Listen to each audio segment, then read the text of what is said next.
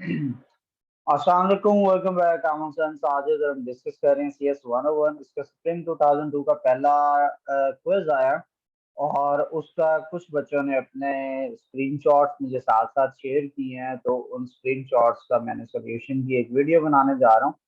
तो स्टार्ट करते हैं। अगर आपने अभी तक मेरा यूट्यूब चैनल सब्सक्राइब नहीं किया तो youtube.com पे जाइए और मेरे चैनल को सब्सक्राइब कीजिए। इसके अलावा हुसैन साजिद ऑफिशियल के साथ मेरा इंस्टाग्राम अकाउंट का यूजर नेम है, यहाँ पर भी मुझे आप फॉलो कीजिए। और सेम यूजर नेम के साथ मेरा फेसबुक पेज है हुसैन साजिद ऑफिशियल, इसको भी लाइक कीजिए।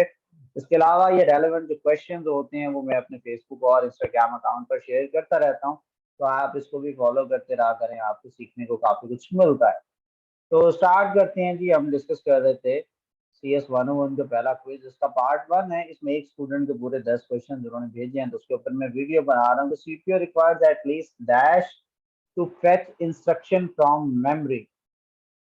तो इसका सोल्यूशन है, तो आप जब क्विज कर रहे होते हैं तो आप हैंडआउट से इसको कैसे सर्च कर सकते हैं। इसमें से कोई ऐसा वर्ड होता है जो कि टेक्निकल टर्म होती है, वो आप अपने हैंडआउट में जाके सर्च करें। मैं जब भी कर रहा होता हूँ तो मैं साथ मतलब बच्चों को हेल्प भी कर रहा था, हैंडआउट्स ओपन करता हूँ, कंट्रोल F प्रेस करता हूँ, यहाँ पे मैं रेलेवेंट वर्ड लिखता हूँ जाके। मैं यहाँ से लिख रहा हूँ फेच द इंस्ट्रक्शन। तो हम इधर लिख लेते हैं फेच। फैच को सर्च किया मैंने, इसमें टोटल मुझे 2 दिए हैं। तो यहाँ पे सॉरी 6 रिजल्ट्स हैं। ये पहला मेरा फैच है CPU can fetch N instruction from memory, ठीक है।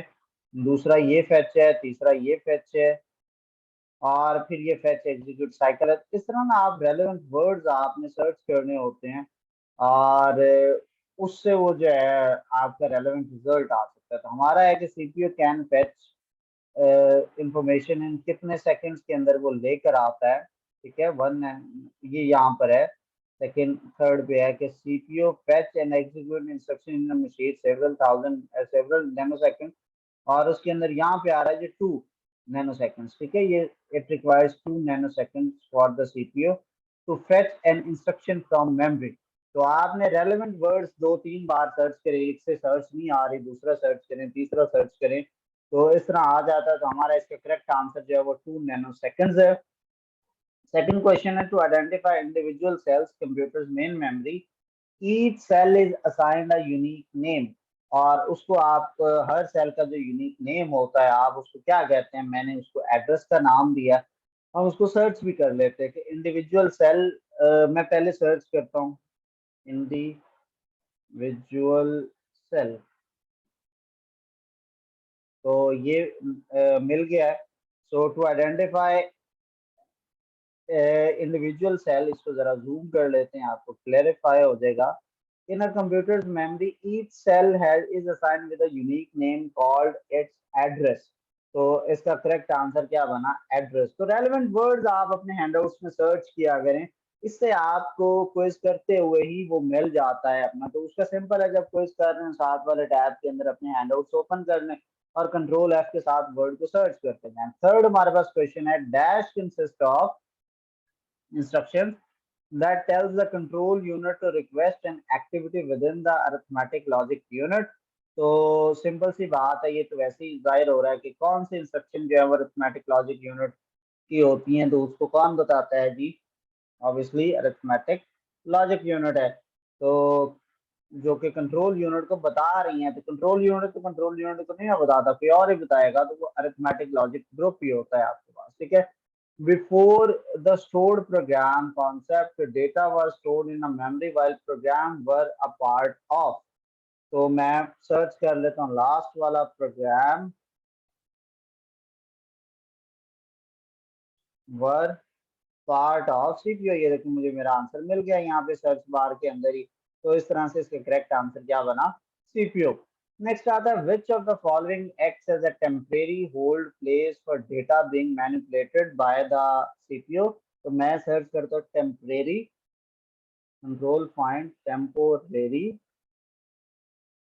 ठीक है। यहीं पे वो दे रहा है, ये जो टॉपिक है ये आपका सीपीयू बेसिक्स है। तो टेम्परेरी की 5 है, तो जनरल पर्पस रजिस्टर यहाँ पे ये दे रहा है, ठीक है।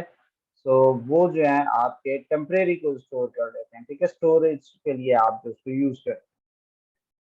और भी इससे रेलेवेंट इंफॉर्मेशन वो दे रहा है कि ये देखें, general purpose register serve as a temporary holding place for data being manipulated by the CPU. तो ये रेलेवेंट वर्ड यही मिल रहा है हमारे पास। तो इसका जो करेक्ट आंसर है वो हमारे पास बनता है जनरल पर्पस रजिस्टर, ठीक है। सो नेक्स्ट हमारे पास आता है, internet is a type of, simple सा क्वेश्चन है, नेटवर्क है। तो सर्च भी हम कर सकते हैं इंटरनेट। तो ये आपका इज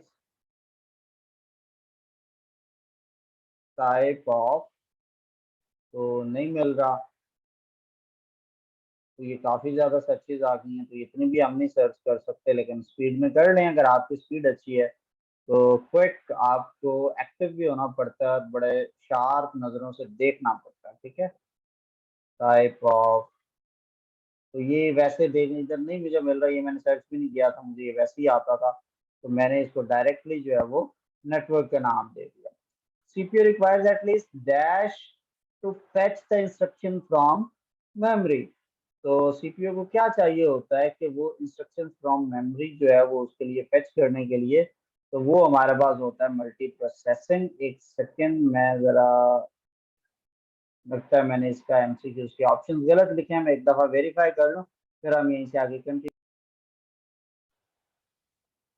तो मैंने ना क्वेश्चन वही था जो पहले वाला क्वेश्चन था, वही इधर लिखा हुआ था। तो ये सेवन एमसीक्यूज था कि the concurrent execution of multiple jobs in a single user system is known as.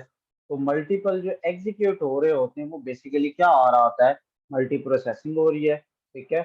और इसको हमने मल्टी प्रोसेसिंग का नाम दे दिया। नेक्स्ट हमारे पास आता है, what does mean by MIDI stands for. तो ये चार ऑप्शंस हैं।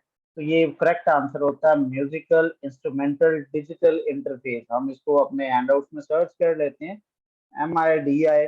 तो वो हमें एग्जैक्टली ये देखें उसने सर्च करके डायरेक्टली बता दिया, म्यूजिकल इंस्ट्रूमेंट डिजिटल इंटरफेस। तो ये हमारे पास इस तरह से आंसर आ जाता है। नेक्स्ट है कि in dash the operating system में be copied from the distant machine. तो वो किसके अंदर है, तो उसको हम सिंपल सर्च कर सकते हैं अपने हैंडआउट्स के अंदर। तो मैं रेलेवेंट वर्ड एक उसमें सर्च करता हूँ।